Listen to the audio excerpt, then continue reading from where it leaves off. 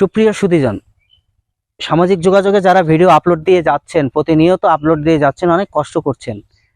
আমাদের পাত্র ভেদটা কিন্তু আলাদা করতে হবে। যেমন টিকটকের কিন্তু ভিডিও কোয়ালিটি কিন্তু আলাদা হয়, ইউটিউবের জন্য আলাদা হয়, ফেসবুক জন্য আলাদা হয়। ফেসবুক একটা দুনিয়ার ভিতরে একটা স্ট্যান্ডার্ড, একটা কমিউনিটির একটা সাইট, যে সাইটটা অনেকগুলো নিয়ম কানুনগুলো আছে, মেনে চলতে হয়, মেনে বেছে কাজ করতে হয়। আমাদের ভিডিও ধারণগুলো আমরা কি করছি, 5 minute, 4 minute, 5 second, 4 second, 2 second করে আমরা বেরিয়ে চলে যাচ্ছি। আসলে এটা স্ট্যান্ডার্ড কমিউনিটির ভিতরে পড়ছে না।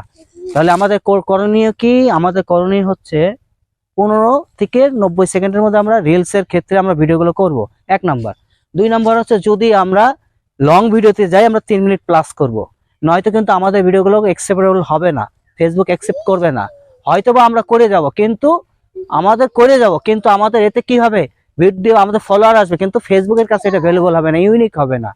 কারণ বারবার ফেসবুক একটা কথাই বলছে যে ইউনিক হতে হবে, প্রতিটা ভিডিও ইউনিক হতে হবে। তো ইউনিক করতে গেলে আমাদের কি করতে হবে, আমাদের ইউনিক টাইপের ভিডিও করতে হবে। কিন্তু আপনার জায়গাগুলো কিন্তু আপনার পরিচ্ছন্নতা, পরিবেশ, নির্জন এলাকায় আসতে হবে আপনাদের ভিডিওগুলো করতে গেলে। এত কষ্ট করে ভিডিও ধারণ করছেন। 2 নাম্বার, আর যেটা কথা আছে সেই কথাটা হচ্ছে আপনারা দেখছি এখনো অনেকে মিউজিক ব্যবহার করছেন,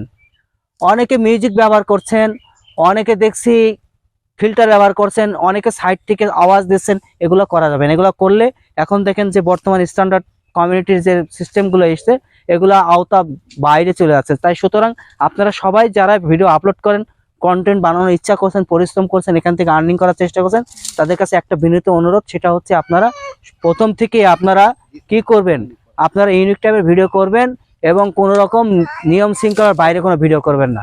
এটাই বলতে চাচ্ছি। সকলের শুভকামনা, ভালো থাকেন।